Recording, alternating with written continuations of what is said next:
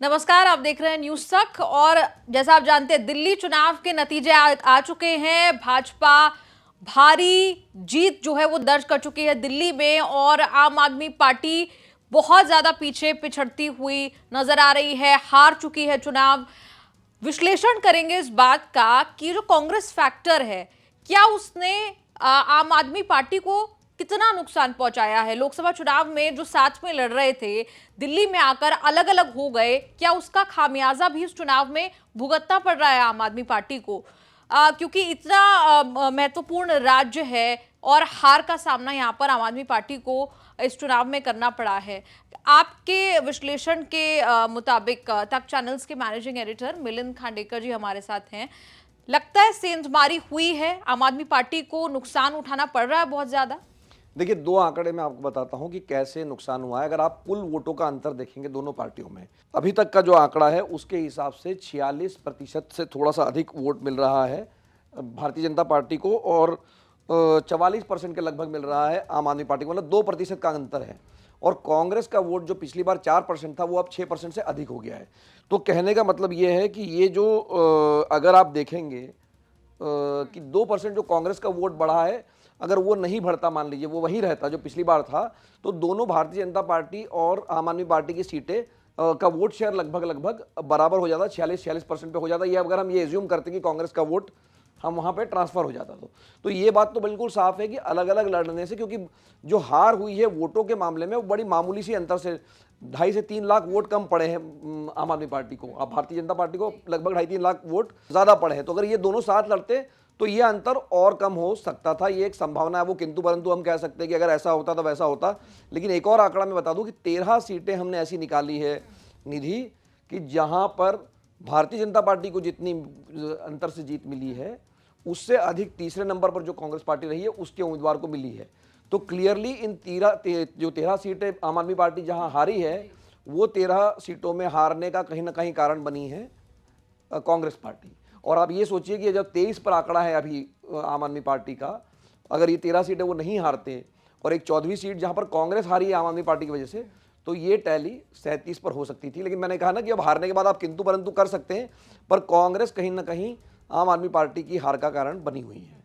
यानी अगर आम आदमी पार्टी और कांग्रेस साथ में चुनाव लड़ते तो संभावनाएं बेहतर होती आम आदमी पार्टी के लिए भी, या गठबंधन में चुनाव लड़ते तो? मैं आपको एक एक करके जी मैं बता देता हूं। जैसे नई दिल्ली से अरविंद केजरीवाल चुनाव हारे हैं 4000 वोटों से, 4089 वोटों से, और कांग्रेस पार्टी के संदीप दीक्षित को मिले 4568 वोट। छतरपुर में भारतीय जनता पार्टी जीती है 6239 वोट से, और कांग्रेस को मिले 6601 वोट। जंगपुरा, जहां मनीष सिसोदिया थे, सिर्फ 675 वोट से मनीष सिसोदिया हारे हैं, वहां पर कांग्रेस के फराज सूरी को मिले 7350 वोट। बादली में, जहां कांग्रेस के अध्यक्ष देवेंद्र यादव लड़ रहे थे, उनको मिले हैं 31130 वोट, जबकि भारतीय जनता पार्टी वहां जीती है मात्र 10661 वोट से। आम आदमी पार्टी वहां पर बादली में फिर भी नंबर 2 पे थी। त्रिलोकपुरी आई है 392 वोट से मात्र हारी आम आदमी पार्टी, कांग्रेस को वोट मिले 6147। ग्रेटर कोयला सौरभ भारद्वाज यहां पर 3188 वोट से हारे हैं, और कांग्रेस पार्टी को मिले हैं 6711 वोट। तो ये तो मैंने आपको गिना दी, 3 और 3 6 सीटें। और अगर हम आगे बढ़ते हैं निधि, तो 6 सीटें मैं और बता रहा हूं। नांगलोई, जहां पर 26,251 से भारतीय जनता पार्टी जीती है, कांग्रेस जो तीसरे नंबर पर रही उसको 32,000 वोट मिले हैं। तीमारपुर, जहां पे 3,310 से बीजेपी जीती है या आम आदमी पार्टी हारी है, कांग्रेस को मिले हैं 6,997 वोट, मतलब 7,000 वोट लगभग। मालवीय नगर, जहां से सोमनाथ भारती बड़े नेता थे आम आदमी पार्टी के, वो हार गए सतीश उपाध्याय से, उनके हार का अंतर सिर्फ जो है 2131 है। और जितेंद्र कोचर जो कांग्रेस के उम्मीदवार हैं, उनको मिले वहां पर 6777 वोट। तो ये हो गई इस तरह से 6 और 3 9 सीटें। राजेंद्र नगर, जो भी दुर्गेश पाठक बड़े नेता थे, 1231 वोट से हारे हैं भारतीय जनता पार्टी से, कांग्रेस को मिले हैं 4015 वोट। संगम विहार मात्र 344 सीट से आम आदमी पार्टी हारी है, और कांग्रेस पार्टी को वहां मिला है 15,863 वोट। दिल्ली कैंट में 2029 वोट से हारी है आम आदमी पार्टी, कांग्रेस को मिले हैं 4252 वोट।